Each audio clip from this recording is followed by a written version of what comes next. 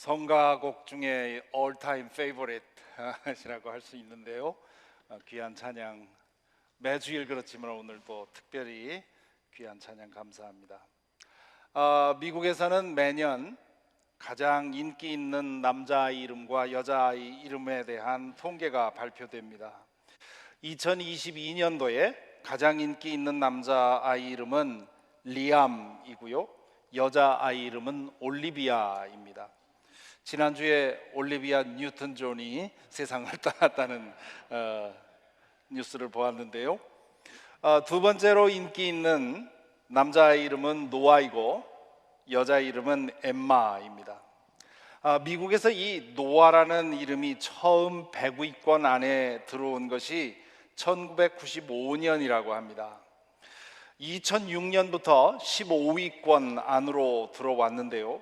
그러다가 2013년부터 4년 동안 1위에 올라섭니다. 그리고 2017년부터 2위가 돼서 지금까지 6년 동안 그 자리를 지키고 있습니다. 도합 10년 동안 노아는 가장 인기 있는 이름이 된 것이지요. 왜 사람들은 이 노아라는 이름을 이렇게 좋아할까요? 가장 중요한 이유는 성경에 나오는 노아라는 인물 때문에 그렇습니다. 성경은 노아에 대해서 이렇게 소개하지요. 노아의 역사는 이러하다. 노아는 그 당대에 의롭고 흠이 없는 사람이었다. 노아는 하나님과 동행하는 사람이었다. 신약 성경으로 오면 히브리서 저자가 믿음으로 산 우리인들을 쭉 소개하면서 노아를 이렇게 소개합니다.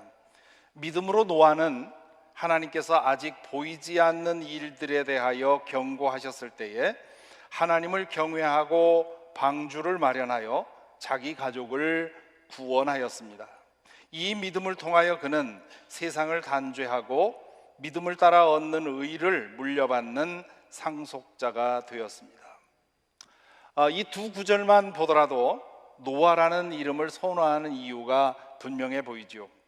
태어난 아들이 노아처럼 의롭고 흠이 없는 믿음 좋은 사람이 되기를 바라기 때문일 겁니다. 노아라는 히브리 이름은 위로 혹은 안식이라는 뜻입니다. 다른 사람에게 위로를 주고 안식을 준다고 하는 것, 그런 사람이 된다고 하는 것은 또한 아주 귀한 일입니다.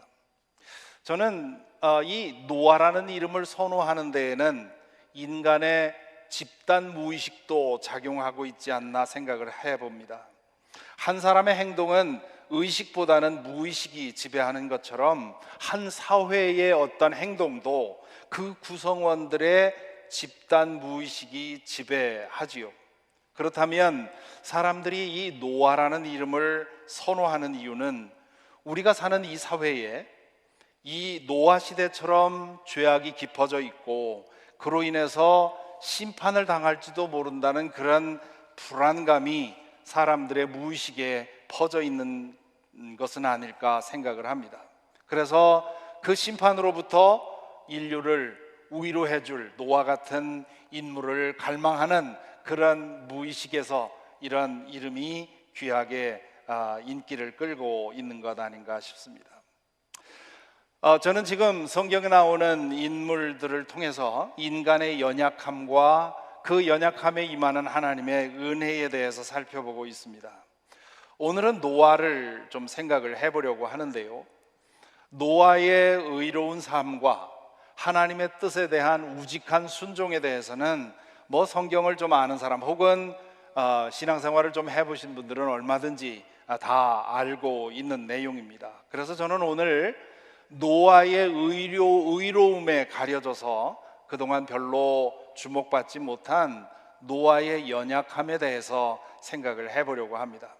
오늘 읽은 창세기 9장 29절에 보면 홍수 이후에 노아는 350년을 더 살았다고 합니다. 그 기간 동안 노아와 그 가족은 어떻게 살았을까요? 성서 저자는 그 이후에 노아의 삶을 추정해 볼 수 있는 한 가지 사건을 오늘 기록해 전하고 있습니다.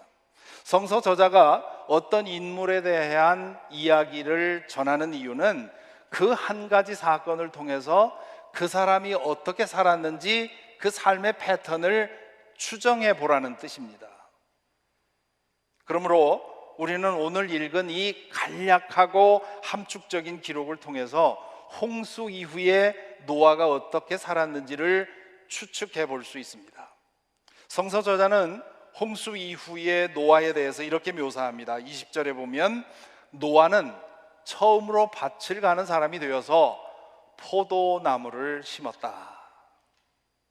홍수가 지나간 후에 노아는 농사를 시작했다는 겁니다. 땅을 개간해서 여러 가지 작물과 과일을 심고 가꾸었는데 그가 특별히 정성을 들인 것이 포도나무였다, 그렇게 말합니다. 왜 그가 포도나무에 정성을 기울였을까? 그 다음 절에서 그 이유를 짐작할 수 있습니다. 21절에 보면 한 번은 노아가 포도주를 마시고 취하여 자기 장막 안에서 아무것도 덮지 않고 벌거벗은 채로 누워 있었다. 여기 한 번은 이라고 하는 우리 말로 번역하면서 이 말을 첨가해 넣어서 마치 어쩌다가 한번 일어난 것처럼 보이는데, 영어 번역본을 보시면 알듯이 이 한 번은 이라는 말은 없어야 옳습니다. 노아가 포도주를 마시고 취해서 자기 장막 안에서 아무것도 덮지 않고 벌거벗은 채로 누워 있었다. 이것이 어쩌다 한 번 일어난 것이 아니라 그의 삶의 패턴이었다는 겁니다. 여기서 성서 저자가 독자에게 전하려고 하는 메시지는 노아가 포도 재배 기술자가 되었다는 말이 아니라 그가 포도주에 취해 살았다는 뜻입니다. 어쩌다 그렇게 한 번 그렇게 한 것이 아니라 그것이 그의 삶의 패턴이었다는 겁니다. 홍수 후에 노아는 포도주 없이는 살 수 없는 사람이 되었다는 뜻입니다. 말하자면 그는 인류 최초의 알코올 중독자가 된 것입니다. 여기서 우리는 잠시 멈추어서 질문해 보아야 합니다. 홍수로부터 홀로 살아남은 은혜를 입은 노아는 왜 포도주 없이는 살 수 없게 되었나? 이 질문에 답하기 위해서는 홍수 이후에 홀로 살아남은 노아의 심정을 생각해 보아야 합니다. 노아가 시작되어서 방주문을 달아 걸었을 때 그는 바깥에서 사람들이 지르는, 그리고 동물들이 지르는 그 무수한 비명과 신음소리를 견뎌야 했을 것입니다. 그도 사람이었으니 홍수물에 몸부림치고 있는 사람들의 비명소리를 듣고 무심할 수 없었을 겁니다. 하지만 하나님의 명령이라고 믿었기 때문에 문을 열어 구조해 주지 않았습니다. 며칠 후에 바깥은 조용해졌겠죠. 다 죽은 것을 알고는 노아는 안도의 한숨을 쉬었을지 모릅니다. 하지만 그의 마음 속에서 사람들의 비명과 신음소리가 점점 커졌겠죠. 그로 인해서 아마 잠도 제대로 이루지 못했을 것입니다. 하나님의 명령을 거역하더라도 내가 구해줄 수 있는 만큼 구해줬어야 했나 하는 그런 후회와 가책이 그의 마음을 짓눌렀을 것입니다. 물이 모두 빠지고 땅이 마른 후에 방주 바깥으로 나왔을 때 노아의 눈에 들어온 것은 황량한 대지와 그 위에 널브러져 있는 사람들과 동물들의 죽음이었을 것입니다. 물에 퉁퉁 불었던 시신들은 내리쪼이는 햇볕으로 인해서 심하게 부패되어 있었겠죠. 살아있는 것은 아무것도 없고 시신 썩는 악취가 진동하는 그런 대지로 나온 것입니다. 그때 노아는 얼마나 충격을 받았겠습니까? 오늘 읽은 본문 앞에 노아와 그 가족이 드린 제사 이야기가 나옵니다. 이 제사 이야기를 읽어보면 노아와 그 가족들은 아무 말 하지 않습니다. 하나님께서 계속 하나님의 말씀만 나옵니다. 왜 그랬을까요? 아무 말도 할 수 없지 않았을까요? 만일 제사를 드리면서 노아가 모두가 물로 심판을 받았을 때 저와 우리 가족만은 살려주셨으니 정말 감사합니다라고 하나님을 찬양했다면 그는 우리의 짧은 생각으로 보아도 의로운 사람이라고 할 수 없지요. 저 같은 사람이라 해도 그런 상황에서 아무 말도 할 수 없었을 겁니다. 너무도 혼란스러웠을 겁니다. 하나님께서 왜 그렇게 심판하셔야 했는지, 왜 자신들만 살아남았어야 했는지, 그리고 앞으로 어떻게 살아가야 할지 너무도 혼란스러웠겠죠. 그 이후로 아마 노아는 웃음을 잃어버린 사람이 되었을지도 모릅니다. 그는 그의 마음에 끊임없이 울리고 있는 비명소리와 신음소리에 시달림을 받고 홀로 살아남은 것에 대한 가책으로 짓눌렸을 것입니다.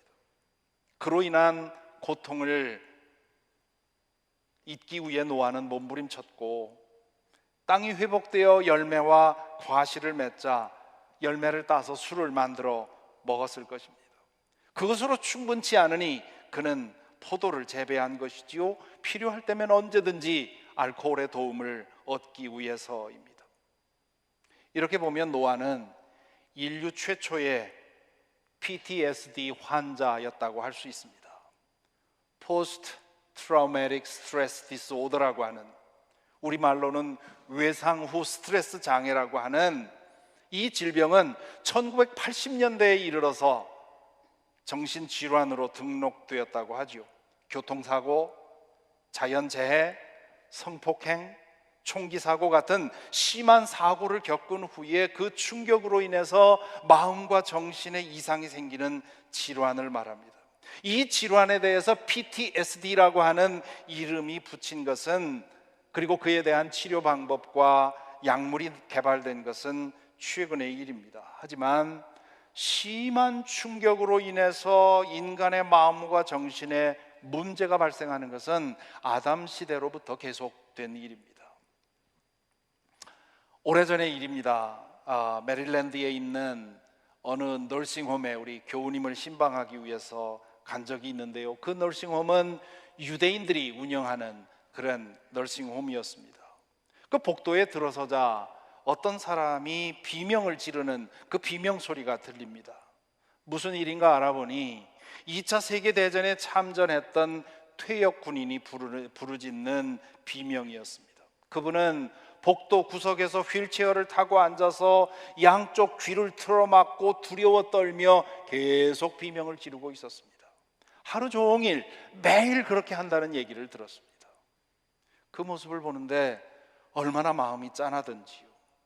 전쟁이 끝난 지 60년이 넘었는데 그분의 마음에서는 아직 전쟁이 계속되고 있었던 것이지요. PTSD의 교과서적인 케이스라고 할 수가 있습니다.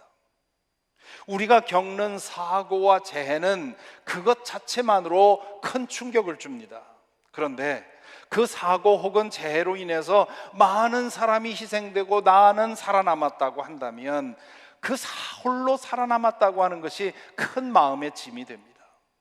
인간성이 완전히 마모된 사람이 아니라면 정도의 차이가 있을지 모르지만 누구나 그 고통과 가책을 겪게 되어 있습니다.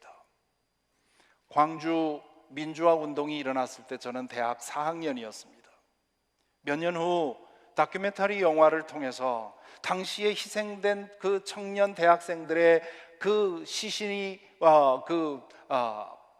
쭉 늘어서 있는 그런 장면을 보고 심한 충격을 받았습니다. 동시대에 살았던 청년 중에 하나로서 그들은 죽고 나는 살아남았다고 하는 것이 마음에 묵직하게 와 닿았습니다. 독일의 섹스피어라고 불린다는 베르톨트 브레히트가 살아남은 자의 슬픔이라고 하는 시에서 그 마음을 잘 표현했습니다.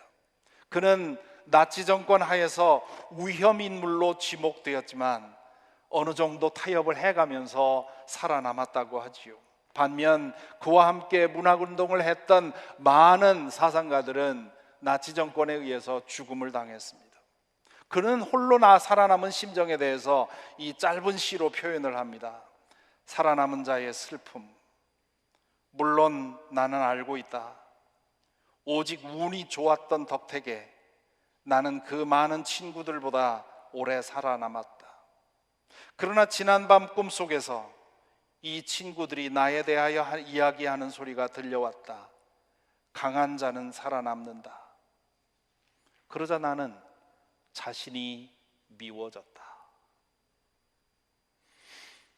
지난 10여 년 동안 우리 한국에서는 배가 침몰해서 많은 사람들이 희생되는 사건이 여러 번 일어났습니다. 2010년 3월 26일에는 천안함이 북한의 어뢰 공격으로 인해서 침몰하면서 해군 48명이 희생이 되고 58명이 구조가 되었죠.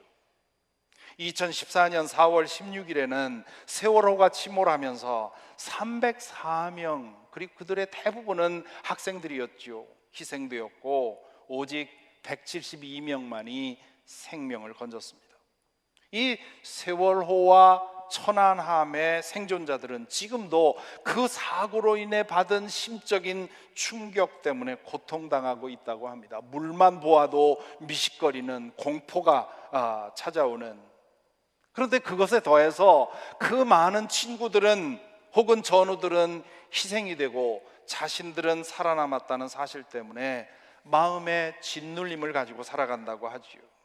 그들이 하나같이 고백하는 말은 시간이 지날수록 그 가책은 점점 무거워진다고 합니다. 이렇게 본다면 노아가 홍수 후에 제정신을 지키고 살아가는 것이 얼마나 힘들었을까 생각해 볼 수 있습니다. 가족들은 노아가 하자는 대로 따라 했죠. 그러니 그 가족들은 홍수에 수장된 사람들에 대한 가책에 있어서 그 무게가 노아보다 훨씬 적었을 것입니다. 노아는 그 희생된 사람들에 대한 직접적인 책임은 없습니다. 하지만 그들의 죽음에 아무런 책임이 없다고 정당화할 수가 없었습니다. 직접 죽게 한 것은 아니지만 죽도록 방관한 것이니 가책의 무게가 그에게 점점 무거워졌던 것이지요. 그것이 의인 노아가 포도를 재배하면서 포도주에 의지하게 된 원인이 아니었을까요? 그는 그 고통스러운 기억과 가책으로부터 벗어나고 싶었을 것입니다. 그래서 포도주를 찾았고 술에서 깨어나면 고통은 더 심해졌을 것이고 그래서 더 많은 포도주를 원했고 그것이 중독으로 가는 악순환의 고리입니다. 그는 점점 더 심하게 취해야 했고 그럴수록 더 많은 포도주를 원했겠지요. 결국 그는 인사불성이 되어서 벌거벗고 골아떨어지는 일이 버듭 일어나는 그런 상황에 이른 것입니다. 어느 날 막내 아들 함이 아버지의 장막에 들어갔다가 또 벌거벗고 만취해서 누워 자는 아버지를 보게 됩니다. 그는 바깥으로 나와서 형들에게 그 사실을 알립니다. 그러자 두 아들은 겉옷을 가지고 뒷걸음질 쳐서 아버지에게 가서 그 벗은 몸을 가려줍니다. 얼마 후에 노아는 잠에 깨어나서 있었던 이야기를 듣고는 함과 그의 자손에게 저주를 퍼붓습니다. 이 노아가 함에게 퍼부은 저주는 이 이야기가 참 어렵습니다. 이게 무슨 그렇게 큰 잘못이라고 이렇게 했나 싶지요. 그래서 성서학자들은 옛날에 유대인 랍비로부터 시작해서 여러 가지 제안을 내놓습니다. 어떤 사람은 함이 분노에 못 이겨서 만취한 아버지를 거세했다고 얘기를 하기도 하고요. 또 어떤 사람은 함이 아버지를 강간했다고도 얘기를 하고요. 또 어떤 사람은 아버지를 욕보이기 위해서 어머니를 강간했다고 얘기도 합니다. 그렇게 해석하지 않고는 노아가 함에게 퍼부은 이 저주가 이해되지 않기 때문입니다. 하지만 이렇게 확대 해석하지 않아도 함의 행동은 설명이 가능합니다. 유대 랍비 전통에서는 막내 아들 함이 아버지 노아에게 분노를 쌓고 있었다고 얘기를 합니다. 인류를 문의 물로 심판하시겠다고 하시는 하나님을 설득 한 번도 해보지 않고 우직하게 순종한 것에 대한 분노지요. 아버지의 그 홀로 의롭다고 하는 생각, 그리고 그 우직한 순종이 수많은 인류를 물속에 수장시키고 자기들을 이 황량한 벌판에 새로 시작하게 만들어 놓았던 것입니다. 그 분노의 감정은 함으로 하여금 포도주의 의지에서 살아가는 아버지를 경멸하게 만들었겠죠. 오늘 본문 22절에 보면 함이 벌거벗은 채 골아떨어져 있는 아버지의 모습을 보고 나와서 형들에게 알렸다, 그렇게 되어 있습니다. 여기 알렸다라는 말에 사용된 히브리어 약게드는 미주알, 고주알, 털어놓다, 일러 바쳤다, 그런 뜻이라고 하지요. 즉 함은 아버지가 만취해서 벌거벗은 채 잠에 빠져 있는 것을 보고 꼴 좋다고 생각을 했고 형들에게 나와서 아버지를 또 조롱하고 모욕을 했던 겁니다. 함은 그 이전부터 아버지의 망가진 모습을 보고 은근히 무시하고 경멸했던 것이지요. 술에서 깨어나 정신을 차린 노아는 함에게 분노를 쏟아붓습니다. 노아는 막내 아들의 눈빛과 태도에서 그 전부터 자신을 경멸하는, 그런 경멸하고 있음을 느껴오던 차였습니다. 그렇다고 해서 너 이놈 나 무시하고 있지, 나 경멸하고 있지, 이렇게 물을 수도 없는 일이었죠. 마음으로만 저놈이 나를 무시하고 있고 경멸하고 있지 않는가 생각을 했었는데 행동으로 증명된 것입니다. 분별력을 잃어버린 그러므로 이 함에게 쏟아부은 저주는 분별력을 잃어버린 노인의 분풀이였던 것입니다. 여기서 우리는 당대 최고의 의인이었던 노아가 이 홍수를 거치면서 심하게 망가지는 모습을 봅니다. 이 대목에서 그런 의문이 듭니다.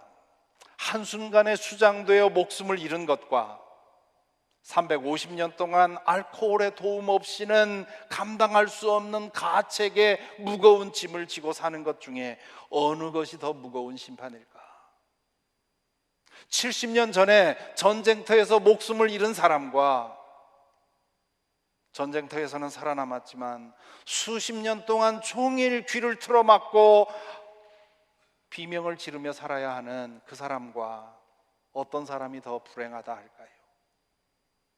비록 노아는 하나님의 심판으로부터 살아났다고 하지만 그 자신도 그에 따른 값을 치러야 했습니다. 방식은 달랐지만 노아도 노아 나름의 심판을 받았던 것이지요. 이 점에서 노아는 아브라함 그리고 모세와 비교됩니다. 아브라함은 조카 롯이 사는 소돔과 고모라 성을 하나님께서 심판하겠다는 소식을 듣고는 그 성 사람들을 구하기 위해서 하나님을 최대한 설득하지요. 그래서 의인 10명만 있어도 심판하지 않겠다고 하는 약속을 받아내지만 결국 심판당하고 말지요. 모세는 어떻습니까? 율법을 받기 위해서 시내산 정상에 머무르는 동안 이스라엘 백성이 금송아지를 만들고 거기에 절하는 우상 숭배를 범합니다. 그 일로 인해서 하나님께서 이스라엘 백성을 심판하겠다고 하자 모세는 그러려면 차라리 내 이름을 생명책에서 지워달라고, 제발 이 백성을 용서해 달라고 하나님께 간청하지요. 이 경우에도 하나님은 예정대로 심판하셨습니다. 그러나 모세는 그 일로 인해서 가책을 받지 않았습니다. 반면에 노아는 아브라함과 모세와 같은 마음을 가지지 못했습니다. 그런 점에서 이 노아가 의로웠다고 하는데 노아의 의에 결함이 있지 않나 생각이 됩니다. 의로운 사람은 자신이 의롭게 살고 있다고 하는 의식을 가장 경계합니다. 나는 의롭게 살고 있다고 생각하는 순간 의롭지 않아 보이는 사람들을 정죄하고 심판하는 경향으로 흐르기 때문입니다. 노아가 인류를 모두 물로 심판하겠다는 말씀을 듣고 아무 말도 하지 않고 즉각 실천에 옮긴 이유는 노아도 역시 저 죄인들이 심판받아야 된다고 생각했던 것은 아니겠습니까? 그런데 막상 심판이 시작이 되고 그 결과를 보자 견딜 수 없는 가책을 받은 것이겠죠. 이렇게 본다면 세 아들 중에 막내인 이 함은 아버지를 제일 닮았다 할 수 있습니다.